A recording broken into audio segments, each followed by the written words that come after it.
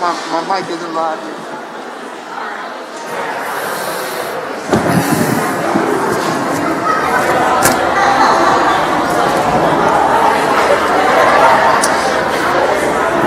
For our stragglers in the back, if you would please take your seats, we will get things started.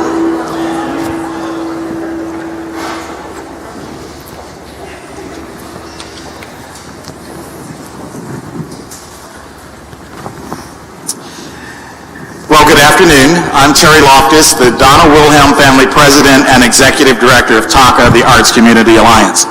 On behalf of myself, our staff, our Board of Directors, and our Perforum Committee, who I will introduce here shortly, welcome to the 2021 Perforum Reimagined, what we're calling 2.0. So thank you all for being here tonight. We're in a new format, coming to you in the evening instead of in the morning. So hopefully you guys will appreciate that, and we will provide some libations for you a bit later in the evening. Since the start of the pandemic, arts organizations and artists across the country have been profoundly negatively impacted by the results of the COVID pandemic. But with these challenges comes an extraordinary opportunity for us to truly reimagine the future and how we live, work, and engage with each other. Perforum has served a critical listening opportunity for TACA to inform our work and for us to each engage in listening to one another. We are so glad to be here with you today in person and streaming in live stream to engage in today's conversation with our panelists and each other. Our hope is that today's dialogue embodies you and emboldens you to bring relief, joy, and sparks the drive to create today and always. I want to first thank our 2021 Perforum Creative Director and Moderator, Mr. Clyde Valentine,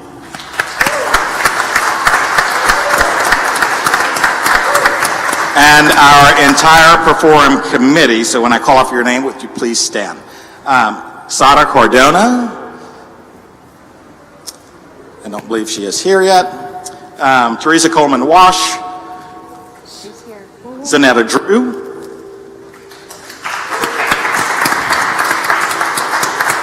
Erica Felicella, Anne-Marie Gann. I know Anne-Marie's here. Here she is. Megan Heber, Natasha Johnson, Tara Lewis, who could not be with us tonight, Deborah McMurray, Greg Ortel, who is also a TACA staff member, is in the back there. Hello, Greg. Ilknur Ozgur. Daryl Ratcliffe. I know Daryl, there's Daryl. Elizabeth Wadley, and Donna Wilhelm.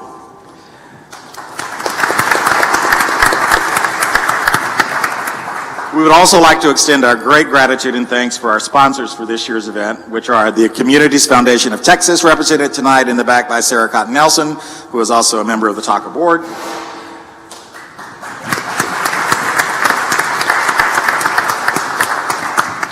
Lauren Embry with the Embry Family Foundation is here.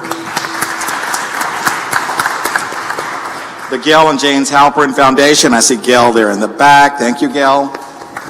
Again, our thanks to Donna Wilhelm, who's a supporter tonight. Ernst & Young, Metropolitan Press, Kate and Keith Newman, Events Modern, Jim and Jolene Chambers, who are also here tonight. They're there, Chambers. The Latino Cultural Arts Center, Union Coffee, and Zerbina Wines. Welcome to those joining us live stream, and our thanks to Ann Bothwell and the amazing crew of KERA's Art and Seek for their partnership in extending our reach tonight digitally. And our thanks to On the Levee for hosting us for our very first Reimagine Perforum here in this beautiful event space. We're very grateful. Now I'd like to hand over the evening to Clyde. A little bit more about this amazing friend and colleague of ours. Clyde has been a part of TACA Perforum since moving to Dallas in 2015 to lead what is now Ignite Arts Dallas, a center for people, purpose, and place at the SMU Meadows School of the Arts. He has worked closely with our committee to shape this year's Reimagine gathering, which we call Perforum 2.0. Clyde is a producer, creative entrepreneur, and cultural strategist, and I want to know what that is later. I'll tell you later. Cultural strategist. Born and raised in Sunset Park, Brooklyn, he is the co-founder and former executive director of High Arts, formerly known as the Hip Hop Theater Festival. Clyde is currently the first director of Ignite Arts Dallas, a center for community engagement, again, at the SMU Meadows School of the Arts. The mission of Ignite Arts Dallas is to challenge the imaginations of students and citizens to envision a more just and vibrant communities through art and culture experiences. Please join me in welcoming our creative director, Clyde Valentine, who will then introduce our panelists. Thank you, sir. Appreciate you. I think I'll stand for this bit before we jump into our conversation and move away from that mic. I'd be remiss not to mention Dr. Zani Voss, who is not here with us today, but co-founded, I think it's safe to say that, Perforum roughly 11 years ago, and she's my colleague at SMU Meadows School of the Arts. And I seized on the opportunity to serve in the committee because it was a chance to engage in conversations not only with my fellow leaders in the arts sector here in Dallas, but to invite others into our city to be in conversation. And much of our work focuses on that level of cultural exchange, and we've attempted to deepen that experience under this iteration. And if you have an opportunity to talk to any one of our panelists later on today, ask them about the tour yesterday. Just a quick survey for my own purposes and our purposes is just a raise of hands. If this is your first Perforum that you're attending, can you just raise your hand real quick just so we can see? Look at that. All right, I think that's working. Thank you. You know, we talked a little bit about access over the last couple of days, and I think one of the things we wanted to do was just even shift the time of the event, you know, to the afternoon. So if you don't have the privilege of arts being your full-time job in some way, shape, or form, you could come to this and participate and network. So I'm happy you're here, and if it is your first time, I'm going to ask that you just meet somebody new if you haven't done that yet. I'm going to dispense with the formalities on the bios because we're going to save some time, and you can read those in your program. And I'm going to jump right into our conversation. We've been talking a lot over the last couple of days, and we're truly blessed to have these three people on stage. You know, the other major shift to Perforum is that this is the first time we have a local participant in the conversation, and that's Ilknur Ozgur from Artstillery. So we're happy she could join us. We're also joined by my colleague and friend from the Kennedy Center, Robert Van Leer. And privileged to this person to my left is another colleague and friend, Ruffin. Thanks for joining us. This is Robert's first time in Dallas. That isn't in the airport. Is that correct? That's yes? correct, yes. And that was my story prior to me arriving here many years ago. And Lauren's a bit more familiar with Dallas, so we'll see what you bring a little bit later in terms of that perspective. But I want to start with our guests because they both have distinct national points of view in terms of not only emerging from the pandemic, but the work that they were already doing well before it. And I think it's from both the service organization perspective, a Fractured Atlas, and then, you know, the nation's producing arts institution at the Kennedy Center. Both are inherently collaborative, but very different in terms of focus. And I'm curious from your perspective over the last couple of years, and Robert, we're going to start with you because I know that just having the privilege of worked with the Kennedy Center for many years, that the investment into American art forms, all of the above, including the forms that predate any institution or country, right, have risen in prominence in terms of the investments that the Kennedy Center has made. Can you talk a little bit about your arrival to the Kennedy Center and that particular mission? Because I know it was there and it was something that you and Deborah Rutter, as the incoming president roughly 7 years ago, not only like continued but leaned into even further. Can you talk just a little bit about that? Because it predates sort of our EDI work. Sure, and I don't know how much people know about the Kennedy Center, but we were established in 1971 by congressional mandate as America's Cultural Center. So that's something that Deborah and I talked a lot about. She was appointed in 2014, I was appointed in 2015. And as you were speaking, I remembered a particular moment because she and I had about 8 sessions where I flew to DC and I met staff and met people, met her, met board members, these kind of things, because this was a new role she had created, and my title is Senior Vice President of Artistic Planning. So it's really about not kind of artistic director, I'm going to choose things and make things, but it's about how do we make more of the whole? How do we bring that together? And how do we serve as the nation's cultural center? And I remember it was about the 6th or 7th time I was in DC, and we were sitting in her car. We'd met a whole bunch of board members. We were sitting there. She was dropping me at my hotel, and we were just talking. And we had this conversation about how we were both frustrated at this advanced point in our career. You know, I thought this was going to be I think this is going to be my last job, about some of the change we have not seen in our field. You know, and she and I both come from a deep background in classical music, symphony, opera, things of that kind, and a lot of talk over a lot of time about change, but not a lot of change. So we were both thinking about, okay, this big center, and how were we going to bring change? How were we going to do that? How are we going to actually walk the walk? So we came in, sorry, a little intro there, but really early on started talking to all the artists, like Jason Moran, the artistic director for jazz, played a big part. You know, he's somebody, and he's exactly the kind of artistic director we need. He doesn't just think about this is the jazz season, he thinks about who are we? Where are we going? What should we be? And one of the early things he did was said, you know, you should really think about hip hop. It's been here for 40 years. It's an American form, a global footprint. It's really changing the world. This is America's culture, and this should be a part of America's cultural center.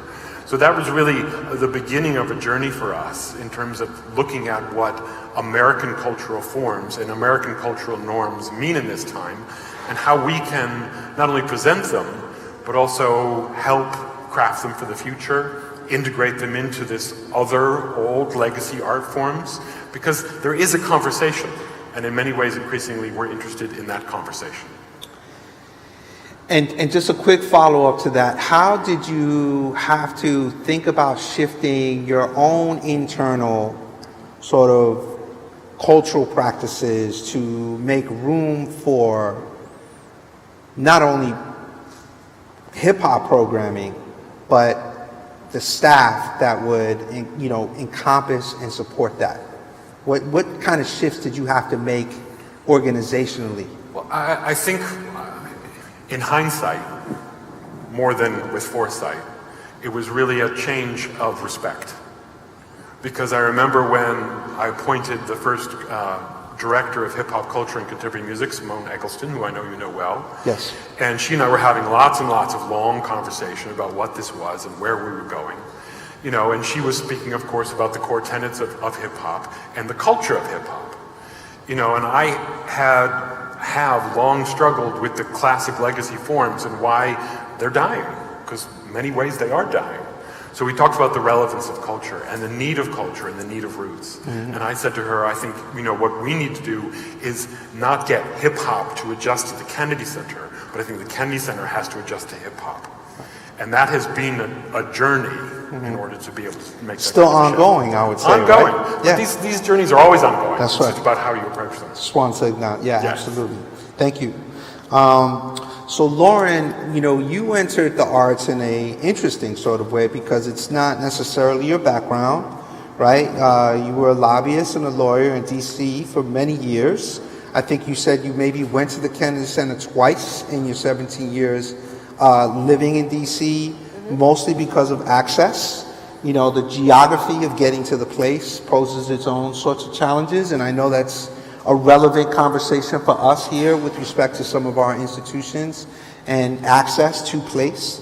But, you entered the field in a very distinct way immediately with this, sort of field-wide view because of the work that Fractured Atlas does, right? So when you entered in, what did you assess and what were some sort of the immediate changes you started to make with your leadership based upon your observations 5 years ago? What were some of the shifts? Yeah, I mean, similarly, just as some background, when I was working in DC, I was primarily a fundraiser for large homeless shelters, food pantries. That was after lobbying. I did about maybe $200 million in capital campaigns, everything from the MLK Memorial to the last 6 months I was working in DC. We did a $23 million capital campaign for a homeless shelter in 6 months. Can y'all hear me okay? I think your mic's It's going coming in in and off? out. Yeah. Oh, thanks. So I didn't have as many conversations about the job at Fractured Atlas as it sounds like you did at the Kennedy Center. They called me. I had just, left Martha's table, and it was like one conversation. I was like, the arts sound cool. Like, there are no poor people in the arts. So, I was completely naive. I think, in my second week on the job, I went to a large foundations meeting. What I've learned about the arts sector is we love to convene and talk and talk and talk and research and talk some more. And I realized we spent 8 hours and nobody said the word poverty.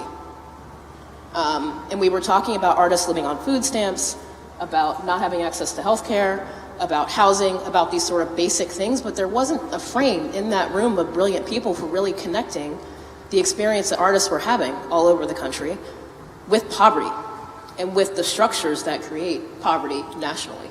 And this is before the pandemic. This just is to before be the clear. pandemic. This is 2016. And I think, one thing I've tried to do is really, whenever I'm in a room, hone down on the fact that the arts are actually part of a larger ecosystem of systemic struggle. And, in particular for people of color, but because of the structure of labor, unpaid labor, underpaid labor, and the performing arts, all of that, we really have to bring a sophisticated analysis of why artists are living the way they are. So, that's been my frame for the work for the last 5 years. Even as I've moved into digital realms and sort of doing digital technology work, it's still about economic justice and access for creatives. And we're definitely going to talk about the digitizing of programming and how that manifests as one of our points when we go a little bit deeper into respective work. I'm curious in terms of the last, and Ilknur, please, chime in on this piece. But over the last couple of years, with all the changes and the very real existential threats, right? Both for institutions and for people, who had consistent forms of revenue completely dry up, and depending on their own abilities and technical capacities could either adapt or could not. But just from the individual artist and or organizational perspective, because you collaborate with organizations all around the country, what have been some of the inspiring stories that you have encountered or have lifted you in the work during these last couple of years in particular? Can you think about one or two things to share and draw out into the space? Yeah, I'll go first, I guess. Please. But for me, over the last 5 years, it's been really heartening to watch creatives in particular lead the way around new ways of organizing to pool revenue. There was recently is that me? Sorry. Recently a study done by Caroline Woolard, who is a fantastic artist. You can go to art.coop and check it out. But it's really about what are the mechanisms that artists are using the solidarity economy to be able to fund their work equitably. And really at the heart of that is how much is enough? How do we make sure that everybody we're working with has enough within our labor model, within our economic model, to thrive and be healthy?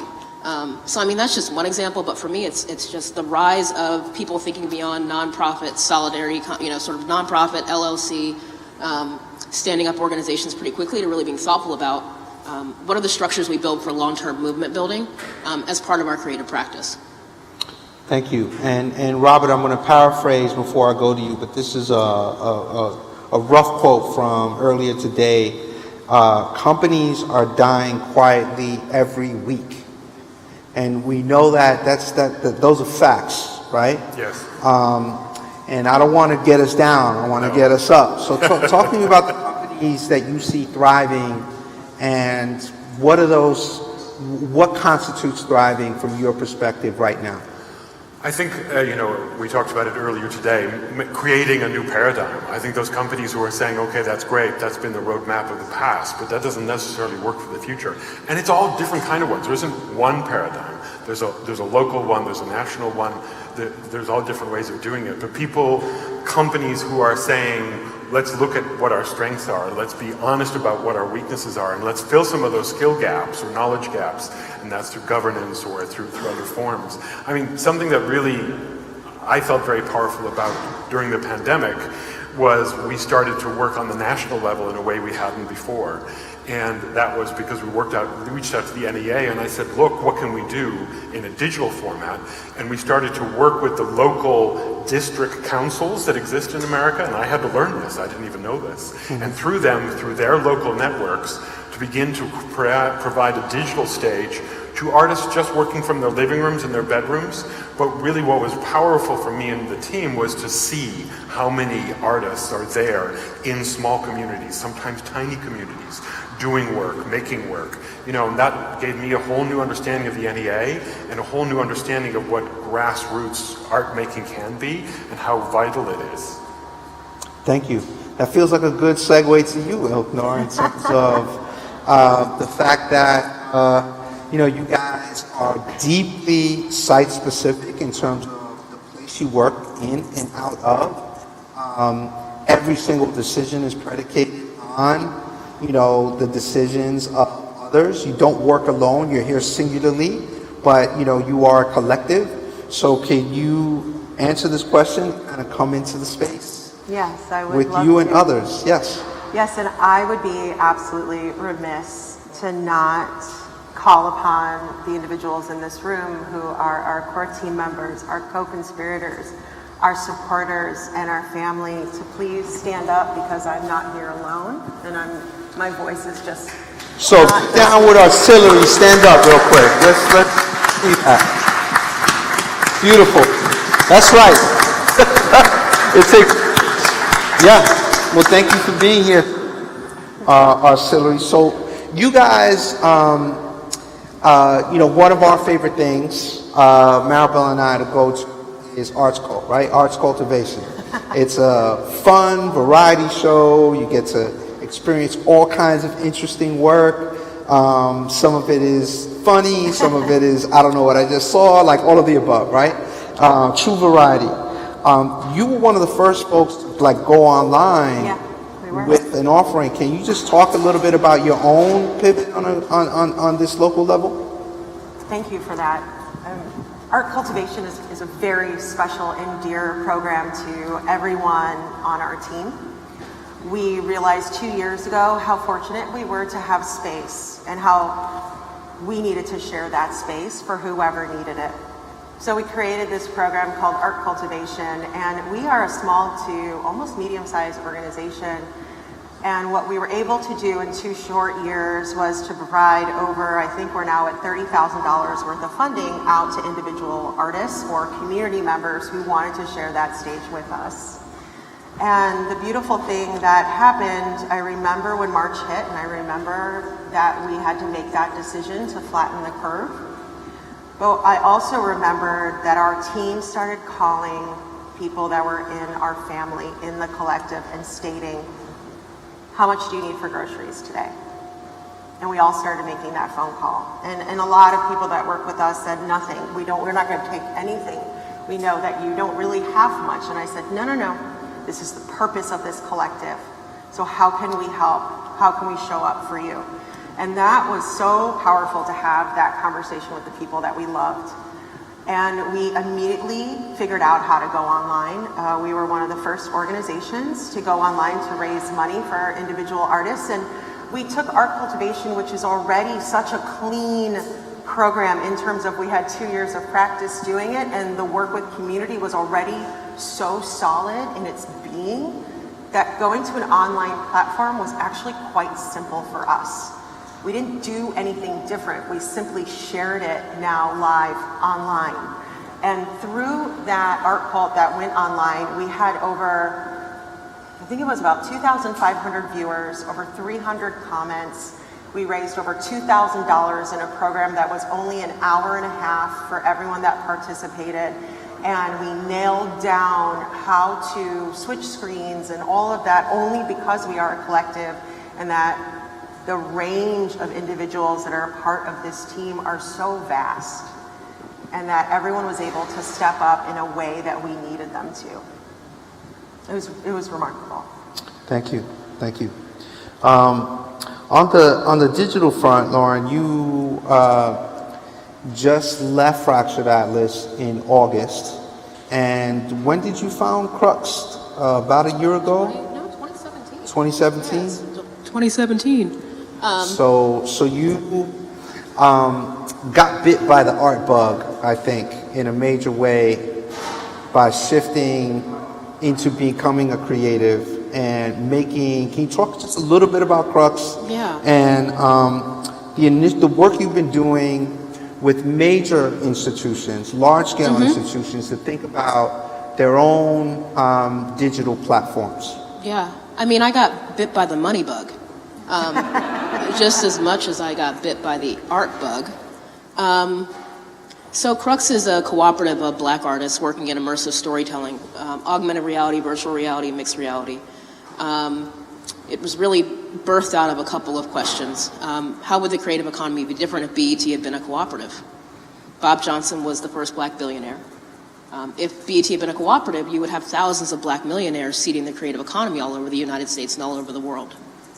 So could we test in this burgeoning space of immersive storytelling a model where we could get in early, make money early, share money early, and then continue to seed generationally? So that was the genesis of Crux. We started thinking about building a distribution platform. That's where we were, and a fair amount of funder education. What we've learned is that a lot of folks who are moving dollars in the arts sector have no idea how to move dollars in to this space, and a couple of numbers that we really need to pay attention to, in particular right now as Facebook announces a transition to really focusing on the metaverse. The first is that NFTs, digital artwork, non-fungible tokens, as of the third quarter of this year have done $3.5 billion. They're on their way to doing $10.5 billion, and I think the data will say that the digital art market is far larger for artists than the fine art market. And artists are operating there without permission. They are able to retain ownership of their work both on the primary market, and then when the work is resold and continues to gain value, because it's on the blockchain, they're able to retain fractional ownership of that work as it gains in value. It's truly transformational. So that's one data point. The second is creative placemaking. Mark Zuckerberg has committed $100 million a year to building the metaverse, which is where he wants us to work, play, hang out, live, and monetize all of our behaviors. I won't get into my thoughts about that. Thank you.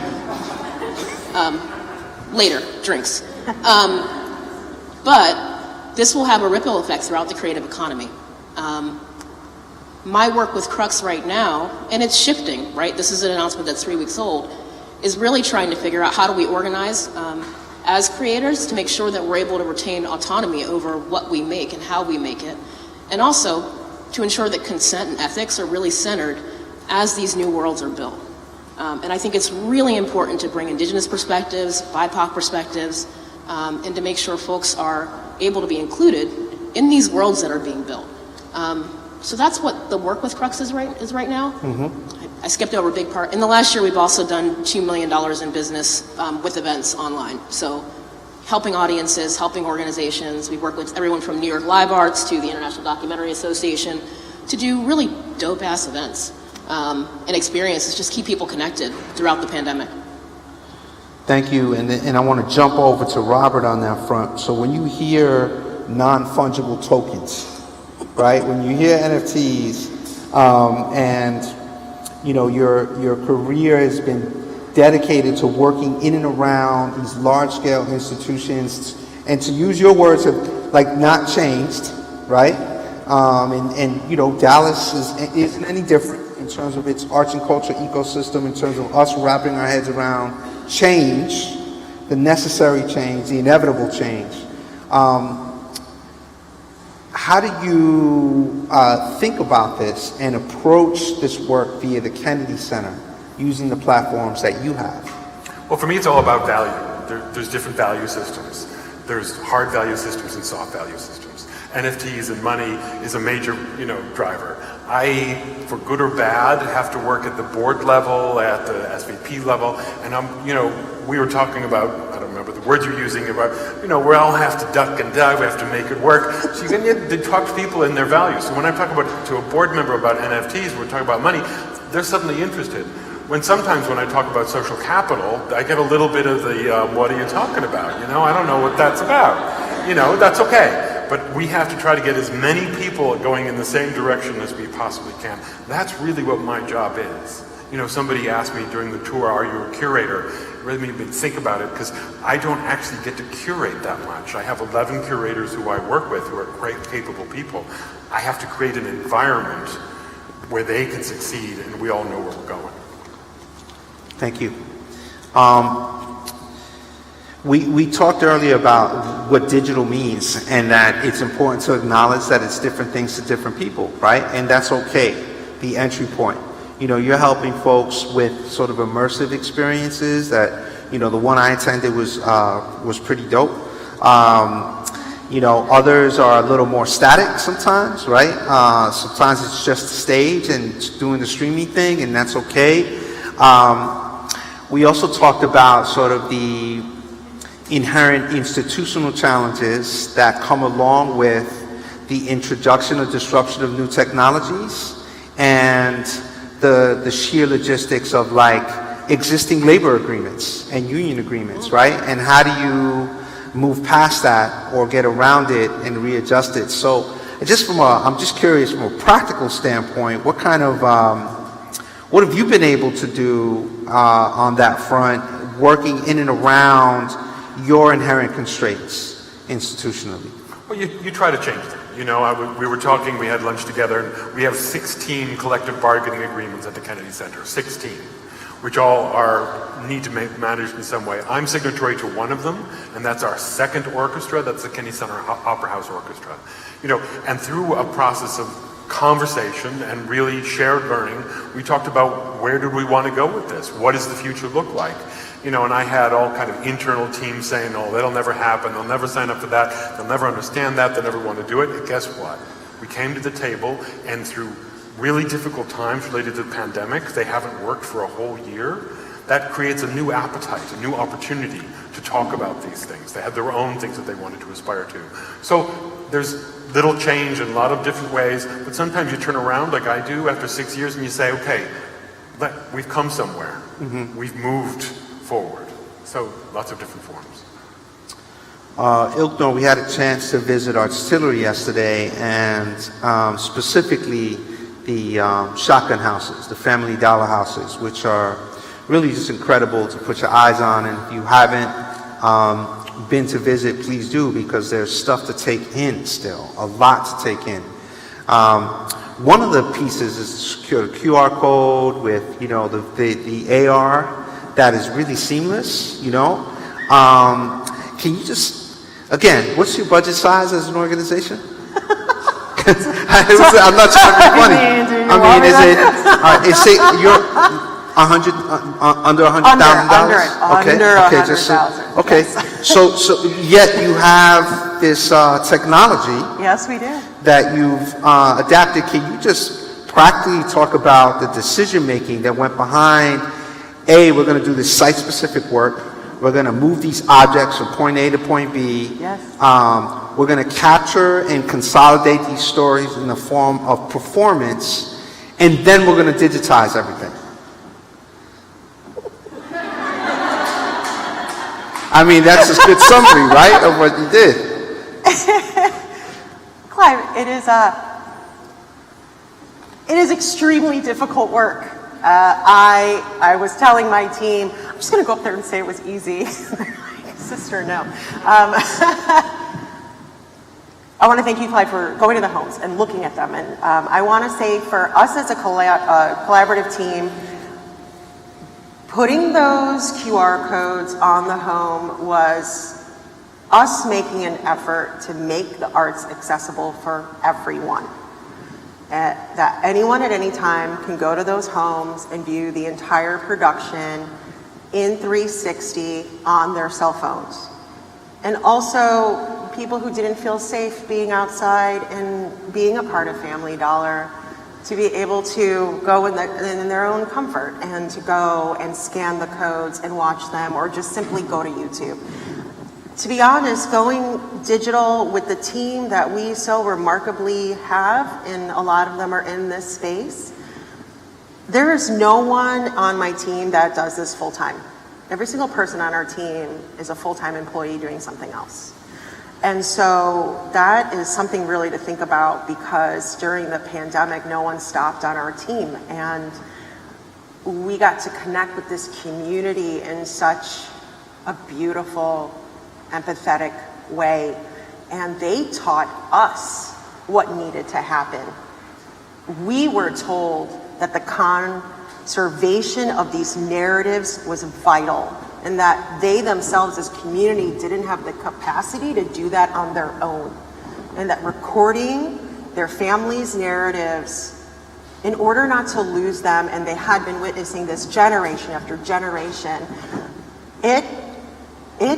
not that we weren't there, but it made us rise as high as we could rise to show up for the people around us and to record these narratives and hand them to the community members in ways that are simple for them to access and will always live with them in any sort of format they want. We have shared it with them.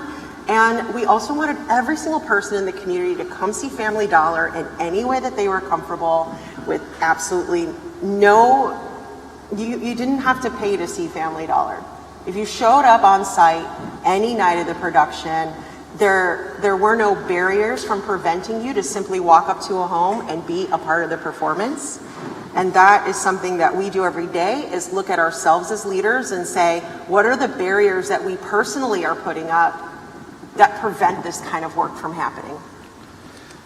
If I could just interject, I think one of the things I find really interesting about you all too, and this was in an early conversation we had, inviting you on to perform, Maura and I on the steering committee, you said we're in arts and humanitarian organization. Right. I think we, and this has taken us some time, and thank you for remembering that. Thank you. We have now, in this time that we've been here with all of you and everyone in this space that we're sharing together, we have always had a very difficult time explaining who we were, right? If you are doing work that hasn't been done before and is a little kooky to some and very grassroots and very guerrilla, whatever you want to name it, it's actually just a movement to show up with empathy and to be good listeners and to create work together. And what we realized was throughout these years, our partnerships have become the most vital aspect to Artstillery. Our therapeutic organizations that we have partnered with, our community organizations, our social justice organizations, our donors, like in donating their time to show us how to use these cameras. And when you look at the entire PowerPoint of it all, which I had to do because I needed to pull my mind around it, what we learned is that we sit in the center of what an arts organization is and a humanitarian organization. And what I mean by that is when you're part of an arts organization, you want to tell the stories of others, and you do it quite well. A humanitarian organization wants to take the stories and change the day-to-day of people's lives. And so what Artstillery does is for every production, there is a question of policy change. We will not do this unless it is very clear what the community needs and what Dallas needs for change in our community. And that inspires the work. And we always hug the people that have partnered with us, and thank you. Yeah. Thank you, Ilknur. Thank you for that. I'm going to try to throw in a little bit of controversy here because I think we're being polite right now. So I'm hoping that we can pivot towards something else. And that's this question of arts. Yeah, roll up the sleeves. Arts and, right? So I was in a conversation earlier today with another colleague about something else, and we were talking about the limitation of the arts themselves. And they were citing an example of an artist doing a project site-specifically in some country, and the story roughly is that the exercise for the day was going to be with water. And when they showed up to this town or village, the villagers, the people of the place actually said, "Did you bring any water? Did you bring any water? Because we don't have water here." Right?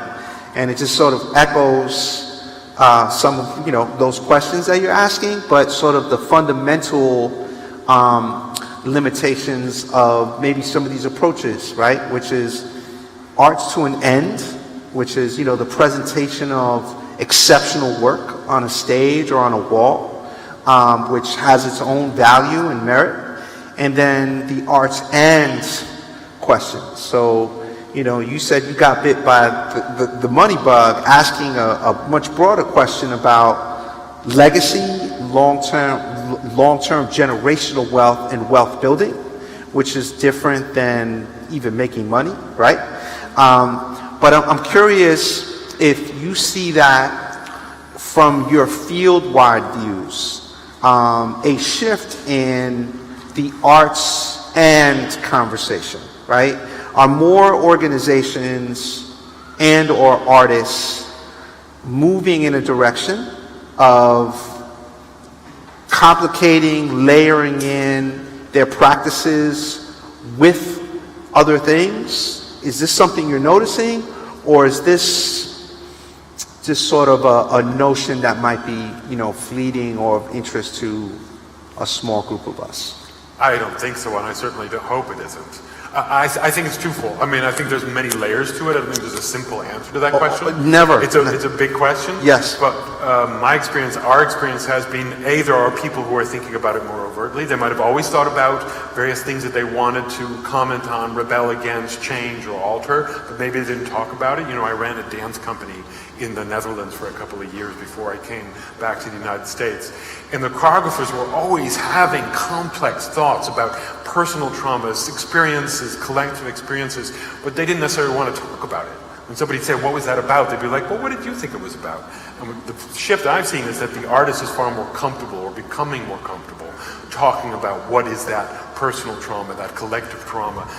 And I'm not only focusing on trauma, but what are those experiences which are informing their art, and being more explicit about it. And then there's also artists who are responding more to circumstance around us today, because it's in our faces. It certainly feels in our faces in a way that it wasn't necessarily before. Lauren, you want to? Yeah, I think, probably 3 or 4 years ago, I was in a conversation with Americans for the Arts, and the premise of the conversation was that engagement in the arts was down. And I was kind of a jerk and rejected the premise of the conversation in my offerings, because I essentially said people are engaging with arts everywhere. It's happening outside of the nonprofit paradigm that Americans for the Arts and many of us spend our time thinking about. At the time, Patreon had just raised $60 million at a huge valuation. But no one else in the room had heard of Patreon, which like blew my mind. So I think there is a blending, yes. But I also think that in some ways we're a couple steps behind in terms of the things we're teaching people. Even, you know, I'm on faculty at Bennington and NYU. Sometimes I feel like the things I'm teaching my students were things they needed to know 3 years ago, not right now. Yeah. And so the world is changing that quickly. So I think it's hard to answer. That's why the question's complicated. Is it a blending, or are we in an entirely new, Right. is this a whole new world? But it's a question for all of us, right? And I think we're going to get into a conversation too, we hope, certainly with you in this room, but it's emergent, but also present, right? And those two things are not always the same. And there's one more thing I want to say, Yeah. to interrupt the moderator. I do that once a time.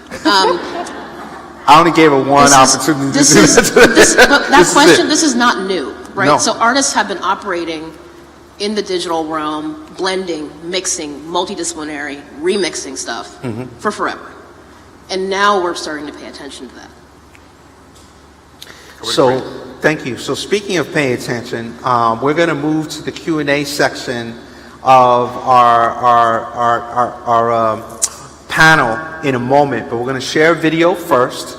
One of the things we've done differently this year is we've programmed in the voice of individual artists. So we'll hear from someone a little later, and we're going to hear from someone right now, and that someone's name is Vicky Meek. Some of you might know her as a longtime cultural worker here in Dallas. You know, Vicky is a phenomenal visual artist and has been recognized as such. There she goes right there, right behind us. But this is our first artist witness, and this was a way for us to bring in the individual artist voice to our conversation alongside you, Ilknur, who are also live and present. So let's cut to the videotape. Oh, it's not tape anymore, but you know what I'm saying. A retired arts Hey, my name is Vicky Meek, and I'm an artist and a retired arts administrator, and I will stay retired as an arts administrator, so don't be asking me to come back in. If I were to reimagine what this place could be like for the arts, I have a whole lot of history to add to what I'm going to say, because I understand what Dallas could be capable of based on what I know Dallas has the ability to do and has never done. And that is to fully embrace the multiplicity of artists that are here and not just silo those artists into these categories that we check off boxes for. I'm so tired of us not recognizing that we have some of the most amazing artists, especially in communities of color, that have never been able to reach their full potential because this city still remains mired in white supremacy. So if we're going to ever get to be the great city that we claim to be, which we know is not, then we need to start understanding that we have missed an entire segment of amazing creators who could be enriching this city every single day if we were to acknowledge that they are here, they are creating, and they are vital to what we want to think of as a great city that Dallas claims to be. So that's what I would love for us to begin to imagine, is that full equity means that these artists don't have to keep proving themselves to you. They don't have to keep saying, we deserve the money. No, it's looking at them and realizing that they bring a major international kind of flavor to this community. And if we would simply embrace them with that and acknowledge that and reward that, Dallas could actually be that international city it's always claiming to be, but it ain't got there yet. So I want to thank you for your time, and I want to leave you with a question for the Perforum participants. If money was no object and time was no object, how would all of you support the cultural development of Dallas? in what ways would you invest your own energy in seeing us become the city that you think we should be? That's my question for everyone. So that's one question.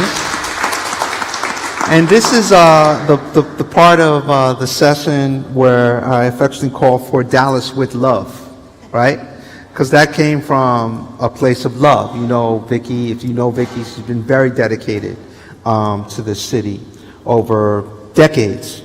And it will pivot out to the audience. But I would like for each of you, and maybe you, Ilknur, in a different way, maybe because you hear, you know, answer this question in a different way. But for Robert and Lauren, based upon what you know, what you've learned, what you've observed, the time you spent with us, what gift, question, prompt, or proposal, idea, what gift would you leave us for consideration?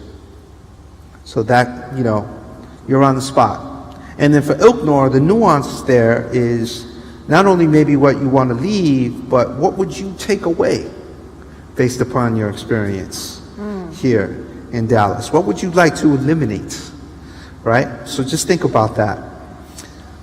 Robert, Lauren, don't jump in at once. I think understanding is what comes to mind.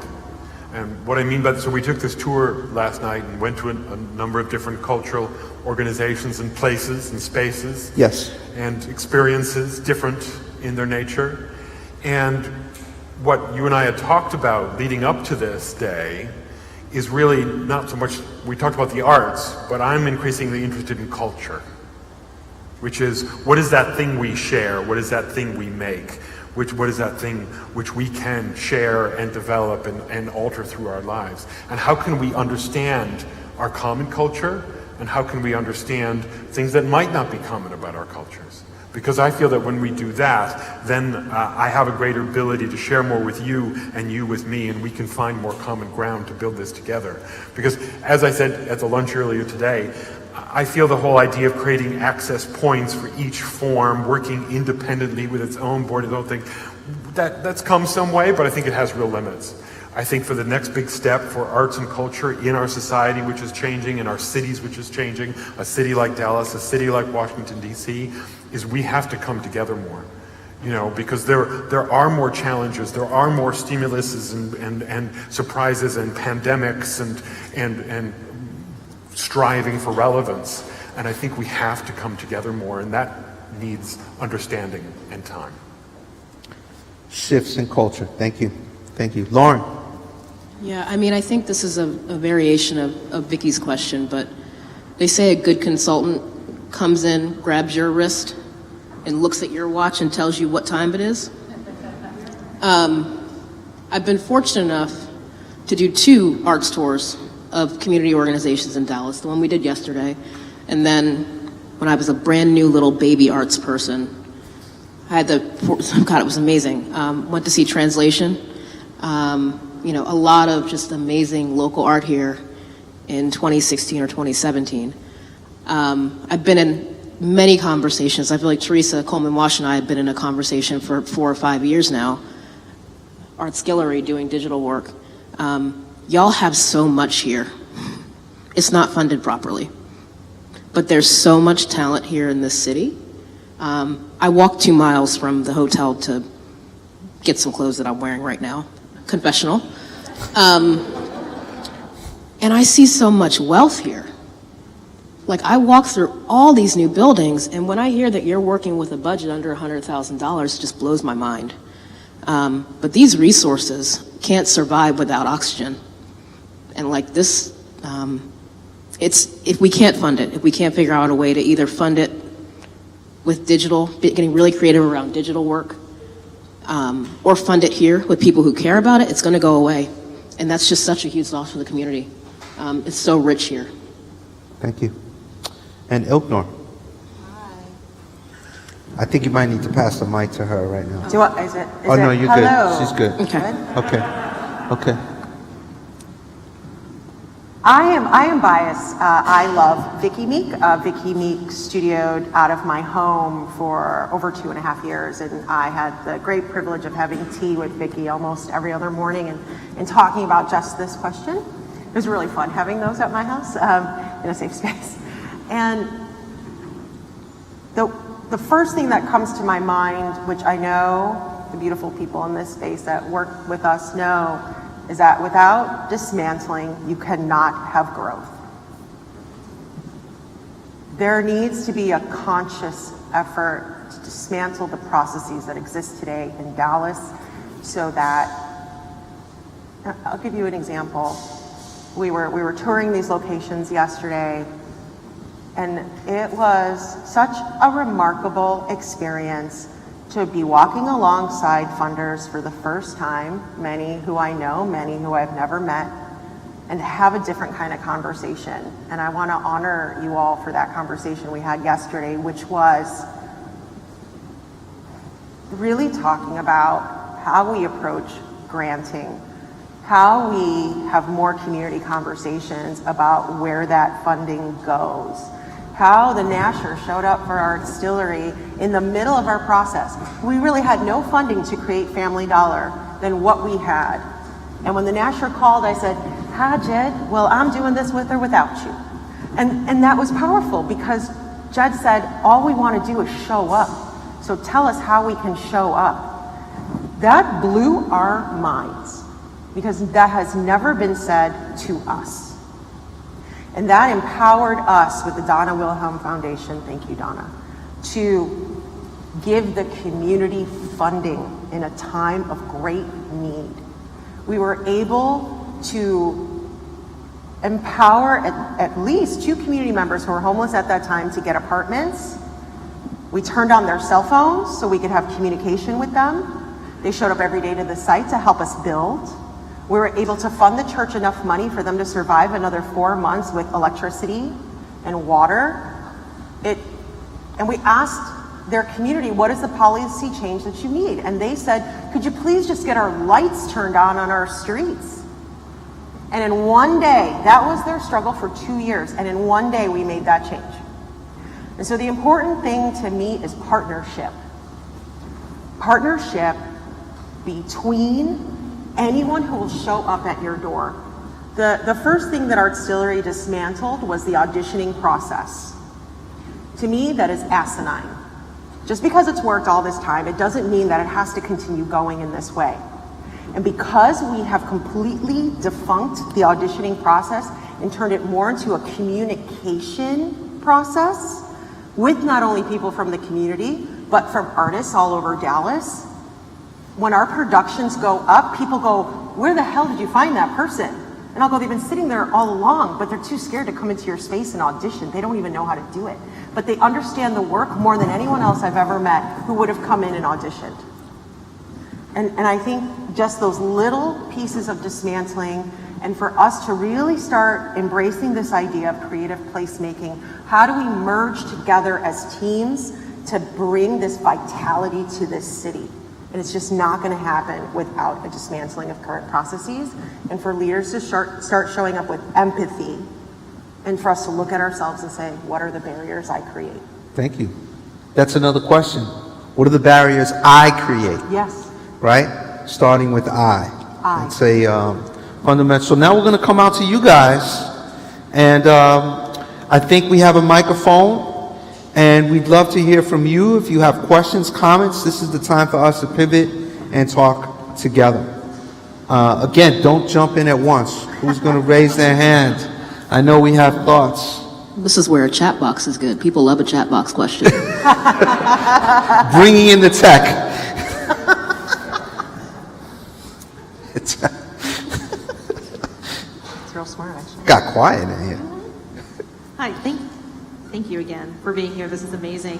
And I wanted to touch back on something more that you said when you were about the classes that you teach, the students that you teach, about how you're almost 3 years behind instead of moving forward. Because it's so energizing to have conversations like this at Perforum, where my instinct is to say, let's just slash and burn everything, just move forward now. We've been moving too slowly. It's I'm tired, right?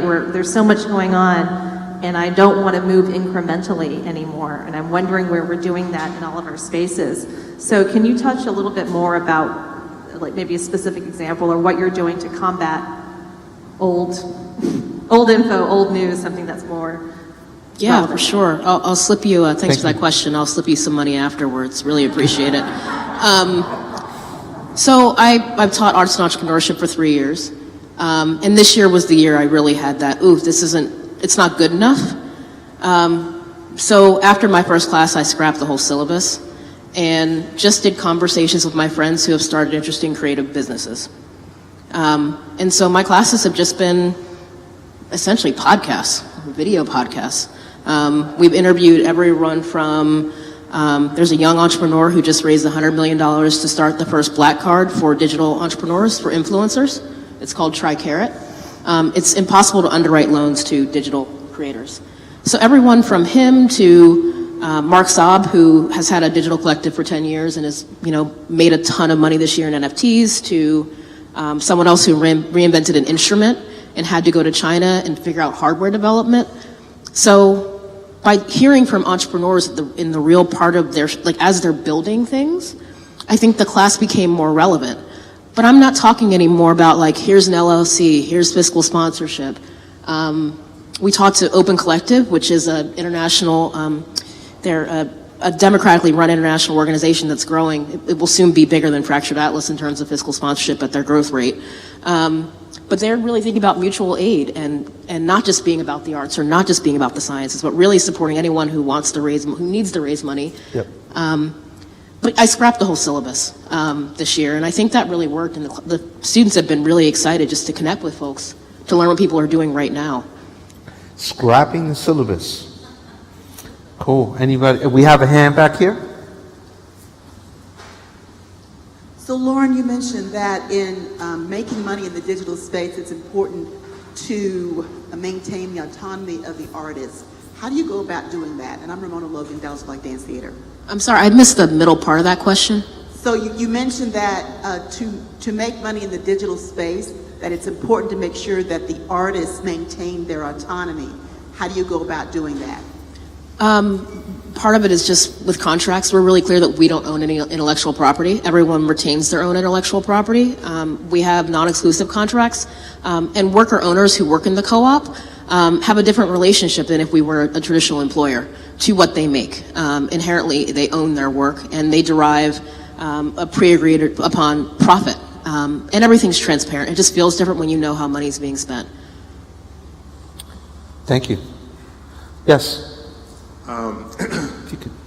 Can y'all hear me? Oh, sorry. Thanks, Clyde. Thank you. The importance, one of the things that I know the pandemic has kind of taught us is that there is a creative energy that happens when people are in the same space. So as we're still talking about what's possible digitally, how important is placemaking space? And particularly vested interest here, youth serving organization, what place does that have in the world where digital creation is still is critically important, but the coming together also is important? How do we make sure that we elevate both of those things at the same time? And I'm very interested in seeing how creatively doing so shows up in this world ahead too. I think any of us could take a crack at that probably, so I'll invite any of you to take a crack at it. That was a beautiful question. Creative placemaking is the forefront of everything that I'm trying to visualize for our future, because that is how we've survived and thrived, is through that process. Even in the digital realm, you need space to create that work. And it is our initiative as Artstillery, no matter how small or big or whatever we are, to accumulate spaces.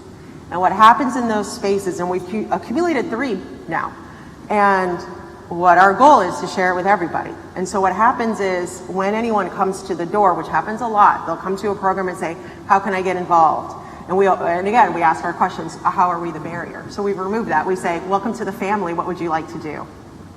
And when do you need to be in this space? And what do you need to be trained on? Do you want to learn how to do 360? Sure, we have a remarkable team that's here for you. And then what they do is they bring those new individuals out with them in the field, and we just start training. And we hand over the cameras, and we talk about how we can become better together. How can we create a revenue stream together now, not only for Artstillery, but for your, Brian Olivier is in the space back there. Brian, a major, remarkable filmmaker in Dallas that many people don't know about. Brian just needed a space to be able to explore his craft, and Brian now has the keys to anything he needs. And I think that, imagine the possibilities if all of us who has space just has a conversation to figure out how that can be. I'm not saying everyone can, my goal being up here is just to open up the horizon, to widen it, and say, why don't we all just come together and just take a look at what those possibilities are, and let's have a conversation about it. And that's why I think your question is so valid, because being here in Dallas is one of the #1 things everyone spoke about when I moved here from Chicago was there's no space. And so my first initiative when I started Artstillery is, well, hell, I'm gonna have 5 spaces by the end of the year. And that happened because I knew it needed to. And none of you are paying money to be in these spaces. So what are the partnerships that we can create where you all can come in here and grow and strive and thrive? Anybody else want to? We have a new space called The Reach, 75,000 square feet. None of it is performance space. It's all about everything that the 1971 building is not. And I'm the building guy here, and that's sitting heavy on me at the moment, but it's a part of who we are. So we have a program called Office Hours. For 52 weeks a year, we have a company every single week, which is in the space. We give you $10,000, and all you have to do is come in and work on your thing for 6 out of the 7 days, and then you leave. If you want to document it, you want to share it out, we'll help you with those facilities, we'll help you tell those stories, but that's what it's about. Because we saw some years ago, but going all the way back to a feasibility in 2012, that one of the biggest challenges was in gentrification, loss of space, loss of assets, loss of funding, that this was something that was a big thing for the future. So that's one program, but we have others. And I think that's a model we have to look at. What is that tapestry that goes from that arc of making to presenting? Because again, like this great artist talked about, we have those silos of the makers over here, the presenters over here, the educators over here. How do we make that fabric? How do we make it stronger, better, faster, more colorful? We have somebody in the back, and then we'll come here to the front, okay? Yes. Yeah, so I was with Robert. So this is a question for Robert, but a question for everybody yesterday. And it's really about Kennedy, particularly because of the historical context of the panel, I think. I think the future is also reflective of the past. Dallas, more than any other city, is a city that thinks about Kennedy, even though it doesn't. And the assassination of Kennedy changed this city forever. This is the only city with a museum about assassination, of that most famous president in the history of our country. Yet, it doesn't have the national pull as a Kennedy Center does, which is a national center of the arts, right? So I'm thinking about the connection of those places. Dallas became a very postmodern, brutalist city, right? RoboCop was designed based on our architecture post-assassination of Kennedy, right? So it's a future design, but a different type of future. And my question to you all is, connecting that. And I think that Dallas is an epicenter for a whole bunch of stuff, particularly white supremacy, but that's a whole other question, right? What do you all see Dallas when it comes to the future? How do you all see Dallas, particularly when it comes to the arts, including architecture, the connection to a national storyline, and particularly because of the assassination of Kennedy, Dallas is looking for its identity, still looking for its identity in some ways. Big question. I want to say that question is for all of us. And there's a great item on the wall here where we're going to invite you to kind of proactively kind of respond in maybe an intimate way, where if you don't want to speak publicly, you could write something on a sticky and put it on that wall. But who wants to take that one? Can I give you this is literally a 24-hour response. I am blown away, literally, by what is going on here, by the growth that is happening. Because, I lived for 20 years in London, I used it for 10 years in New York, now I live for 7 years in DC, and I walk around and I feel that energy I felt when I moved to London in 1996, where everybody's building, everybody's like, what's happening, what's changing, what's our place, how's it going to come together? There's this real buzz, and just this today. It feels like you're trying to figure it out. How do you put it together? But there's a great buzz here. And I mean, the incredible artists I met last night, the Forrester Theater last night, just the ambition and how this leader, I've forgotten her name already, forgive me, help me. Elizabeth, and we were way behind schedule. So in like 4 minutes or less, she had to tell her story, and she did it, and she hit her mark, she made her points, she knew her story, and if I had been a funder, I'd been like, okay, let's have lunch, because we need to talk, because she knows she's going to do it, she knows it's going to happen, she knows she's going to raise $75 million, and she knows she's going to get there, but who's going to go with her, and how's that going to connect, and what's about the next neighborhood, and the next place, and the next group of people. Yeah. That's the opportunity, and the Kennedy thing, we went through the Kennedy Centenary in the 16-17 season, so I arrived in 15, and my boss said, oh, by the way, we're having a centenary. Good luck with that, I'm like, holy shit, but we tried to transcend, if we could, Kennedy the man, and really talk more and more about values. So we came up with 5 values that we ascribe to Kennedy, and we've been building our world about that. Justice, freedom, courage, service, and then we spoke to the family and they wanted to add one more, and they added gratitude.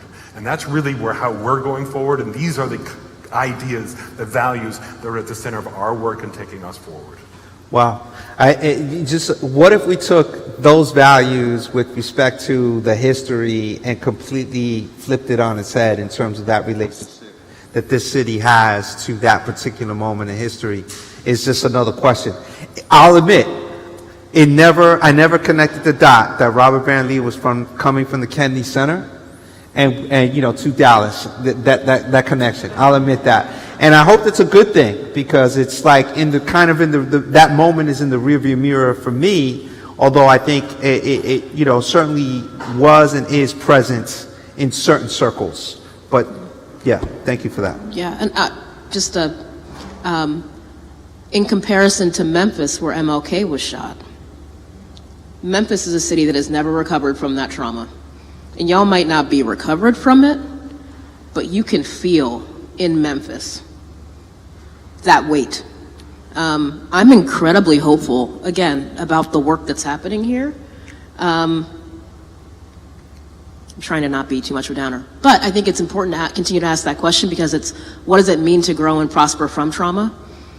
Like, can you ever really escape that route? And Crux goes through this all the time, because no one wanted to talk to Black artists in VR until we had a pandemic last year, and George Floyd was murdered. And then all of a sudden, everybody wanted to talk to us, and we talk all the time about what does it look like to have an organization that grows in the back of historic, massive trauma. We're going to be okay, but it's always kind of there. And I think it's important to ask these questions in these forums like this. My short answer is I want to help figure out how to turn our potential into momentum, and momentum being continuous and accelerating, right, to the point where it's undeniable. And we're not there yet, to echo a little bit of what Vicky said. I think we had a question up here. Yes. I'd like to talk about infrastructure. Please do. Human infrastructure, facility infrastructure, funding infrastructure. I began as a working artist in Dallas in 1976. And I've seen us come to this point before, a precipice where we have the opportunity to really bring all this together. And the reason I stayed is because we had travel infrastructure.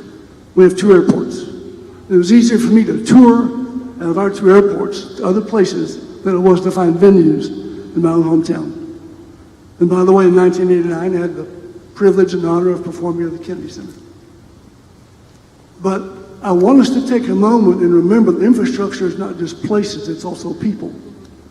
Infra means below or beneath, and structure comes from the Latin verb struere, which means to build. So when you build infrastructure, you're building something upon which you can stand, something that you can build upon and stand upon. So I'd like to know, in terms of human infrastructure, financial infrastructure, building infrastructure, how do we get beyond the point where we are now? Because again, a number of us in this room have seen us get here before, and yet we never quite got there. So how do we get from here to there this time with more human infrastructure and much more diverse infrastructure? So I guarantee you, this meeting 10 years ago and even 20 years ago would never have been this diverse. This group of people in Dallas, Texas would not have been in the same room. And that's a good thing. We've made progress. We have more venues now, finally, thankfully, because we have some new people coming in to do that. And we have more funding possibilities than ever before. But we've got to bring ourselves together to move beyond this point because we have been here before. And now we've got to move on and do better if we're truly going to grow as a city, as Vicky pointed out. And we have a hand over here. I wanted to get to this side. We have a few more minutes before we get to our next artist witness, and we have a hand back here. So these might be our last 2 comments-ish. I want to leave a question out there for us, and that is, we're really good at investing in infrastructure in this city, as you're witnessing, as you witnessed, as you've acknowledged. I wonder what robust investment in human infrastructure would look like. And what does that mean for us? Like, what are the ways we can answer that question on a municipal level, on an arts and culture level, on a civic level, on all of the things, because we're not isolated, right? And we acknowledge that a little bit today too. So that's just another question. So right here, and then we'll go to the back. Yes? Hi, my name is Alexandra. So my question would be, what are the programmings that you are applying for like emerging artists or like new artists to kind of keep these infrastructures?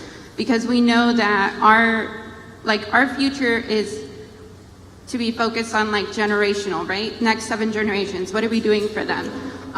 All of the training I've gotten has been outside of Dallas. So I've had to go to Minneapolis, I've had to go to LA. And so our training programs are almost at zero. As to where Minneapolis, you can intern at the Guthrie and then you start working there. Or you intern at another theater and then you start working there. So how are we focusing, like what are programs that we can focus to kind of like close that gap, especially for like our BIPOC people, first generational, like bilingual people who are not used to navigating these systems or navigating like post-college life? That's a great question in terms of infrastructure and what's available to artists. So we're hearing from an artist saying that they have to go outside to develop their own craft. So that's something for us to kind of hold. I don't know if, the Kennedy Center could answer that here for us locally, but I know you have made those kinds of investments. Obviously, Crux has a different model. Artstillery makes space available, and I know you participated in those things as well. But I'm just for the sake of time, if it's okay, can we have that question hanging in the space and get to the person in the back, just so we can get the questions out? Thank you. Hello, my name is Mark, and do you mind, just so we can hear you? Thank you. Pull it down, or closer, one or the other. Okay. Thank you. That's perfect. Okay, so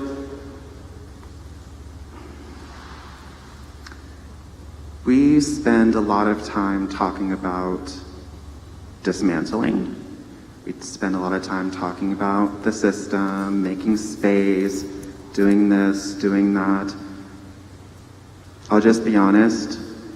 To me, I have had these conversations multiple times, and I am wanting to hear more actionable things that we can do, not just at a community level, but at a higher up level. I say this because I understand that at a community level, we hold a lot of power, because if it wasn't for us, then who would be in charge? We give power to people who are in charge. We are the ones who decide who gets to be in charge, and a lot of the times we spend a lot of time saying, well, yes, we don't see people of color in C-suite level positions, or who are directors or running things, creative directors of design firms. I mean, I work for an advertising agency right now, and a majority of the company is white. I am the only black person on my team. And I'm wanting to see more people such as myself there. And in terms of dismantling, I also understand that education, access to arts education is a huge problem. And the disparity in people such as myself who have access to that is immense. I was one of 2 black people that graduated from UNT's communication design program. That is not okay. I want to see more people such as myself entering in that classroom and getting jobs in San Francisco, Chicago, New York, Miami, and Dallas. I want to see more people such as myself in this space, because if I don't see people such as myself in this space, then what are we having this conversation for? Right. I want to see, I just want to know what are some more actionable things that we can actually do to bring people in, versus just waiting for them to show up someday and be like, okay, here I am, please give me a chance. It's like, no, I'm showing up because I know that you need me at the table. But if there aren't people showing up because they know that they're needed at the table, then what are we doing? So I just want to know if we can, what kind of actionable things we can actually do to truly make big change. Thank you. Thank you. Big questions. Well, first I want to acknowledge you and uplift you. What you just said comes from a very vulnerable space, and you just shared that in this room. And you are uplifted, just so you understand, by hundreds of other people in this city who ask the same exact thing. And when you were speaking, I said to myself, it is going to take all of us to make this change. All of us need to do the little things, right? And I'm waiting for people to show up too, my friend, right? There's so many of us together. And that's why we stay grassroots, right? Like, that's why we stay on the ground, so that we can be present when you walk in and we're like, come on in, let us help you with whatever we can. And at the same respect, Artstillery is trying to build their own sustainability so we can welcome more people in with our model. But my friend, it's I love that you said it in this space. It's going to take every single organization to walk in a different path, or divert that path, or walk side by side like we did yesterday with those tours. And the more of those kind of walks or coffees or teas or whatever we can do to really connect face to face, that's when that change is going to happen. So it's that idea of like dismantling a system of granting, almost like watching TACA make that huge change with their pop-up grants this year. And you showed up and you watched the work and you saw these people, and because you did that, I was able to empower the artists that were working with us with several hundred more dollars that I wasn't able to provide without it. You know, it was the Nasher showing up and saying, how can we help you? That's remarkable. And I think us just showing up for each other more like that on a humanistic level, and putting all of our preconceived notions aside and saying, I'm here to show up with empathy and love, and I want to show up that way for you. Yeah, if I could give a stab at that as like the other local person on this panel, you know, in terms of the very real, what are the actionable items, what are the steps, what are the next things. I really do believe it starts with the I, what can I do, you know, which is the question that Vicky asked us. And, you know, I'm doing my best to create opportunities for leverage for the people that are here, that are doing the work, that I can connect dots to, that generate real, meaningful resources to them, to continue their work and to stay here, right? because in my short time in Dallas, I've already seen too many talented people leave, you know? And I'm trying to actually attract more talented people and keep the people here in some way, shape, or form. So I'm just always looking to foster more space virtually, you know, through networks and physically, depending on, you know, where we could end up doing any work to create the space for folks to work together, collaborate, and make at the end of the day. Can Yeah. I add something? A couple years ago, I heard Kerry James Marshall talk at the Met when he was there with a retrospective, and he was talking to a sports writer, which is why I went. I didn't know who he was until afterwards. But he was really clear that this retrospective, he was like the first living person or first black person or something. It was really a big deal. And he was candidly pretty pissed off because he was like, as a black man, the fact that the pinnacle of my career is happening at this white institution is offensive. And he wants black institutions to be able to be at that level. And so I'm not pushing back on your question, but as someone who entered a predominantly white institution and had to flip it after over 5 years, and now I'm left and it's flipped back real quick, which is a whole different thing. It can be toxic having to work in those environments. And Dallas is so fortunate to have 2 black female-led organizations who own their buildings. Like, can you invest in those? Facts. So that when people of color come out of school, they can have a career that's comparable to what they might make in the corporate sector that's not toxic and traumatic. But like, again, like there's so many resources here that we just have to be invested in. There's so much opportunity. Thank you. I'm sensitive for time because, I know there's one more question coming up, but I do want to be conscious of time. Is that right? Do I got a thumbs up in time? Can someone from TACA? Okay. So I think that means let's move on. Yeah? So we're going to have one more artist witness, and the conversation continues because we're not going anywhere. We're going to transition to the back of the room. There's some great food from Break Bread, Break Borders. Shout out to Jen Ya and her team. Shout out to DJ Skin Politic, the homie Ron Amber Deloney, who was the first local artist that I interviewed who said, I want to figure out what it means when the bio says, as an artist, I'm based in a place. Because he had just moved back from Berlin, of all places. And I said, so why'd you come back home? So she said, I'm going to be based here as a practicing artist. And I never forgot that, Ron Amber, a.k.a. Skin Politic. But we're going to hear from one more artist, one more witness. And that's our dear friend and amazing scribe, Jonathan Norton. Please welcome Jonathan Norton.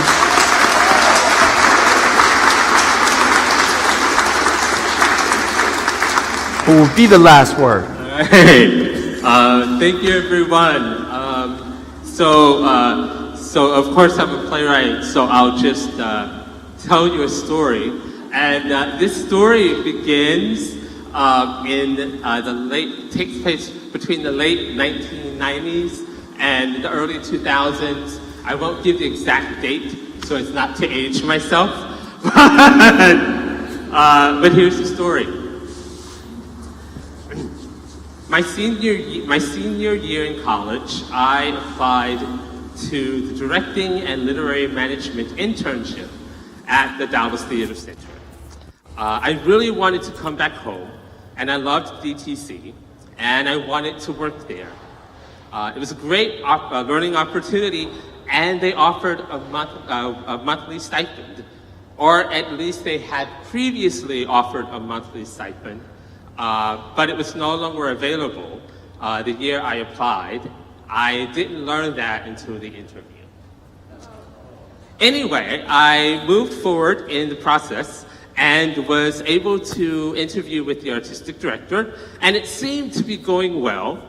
Toward the end of the interview, he mentions, again, that it is an unpaid internship. And then he asked me what my parents did for a living. At that point, it was just me and my mom, and she was a nurse's aide. A pause, and then the artistic director says to me, "How do you think you can afford to do an unpaid internship?" I did not get that internship, but it wasn't just me. And I ask you to imagine all the talent and potential that's been lost to practices that are not equitable and systemically block access and opportunity to working class folks. And each of you have the ability and responsibility to upend that. All of us do. The second point that I would like to make, and to make clear, is that I am able to stand here, well, actually I'm sitting here, but I am able to stand here tonight not because I'm super tenacious or determined, but I stand here because of folks like Curtis King, Anika McMillan Herod, Grena Bennett Price, Teresa Coleman Wash, Vicky Meek, who you had a chance to see earlier, the privilege to see earlier, Regina Washington, and Will Power. I just got really lucky and found some incredibly amazing mentors who were constantly willing to throw me lifelines. Last night, during the reception at the Latino Cultural Center, Sarah Cardona spoke beautifully about Teatro Dallas and Academia's critical role in nurturing and developing the next generation of BIPOC artists. And like the leaders and organizations that supported me, that vital work goes mostly unnoticed and underfunded in comparison to the wealth that they give our city. Thank you. And with that, Jonathan, thank you. I'll take the microphone. Robert, thank you. Ilknur, thank you. Lauren, thank you for your time. Really appreciate you guys. DJ Skin Politic, set us off, please. And Rob, am I passing this mic to you? No? Okay. Okay. Photo op. Probably kill this mic. There's food in the back. You can get the music on. It's too quiet in here. Would you mind centering up right here? Here's our center, and so kind of scoot this way a little bit. Come forward just a little bit. This is not.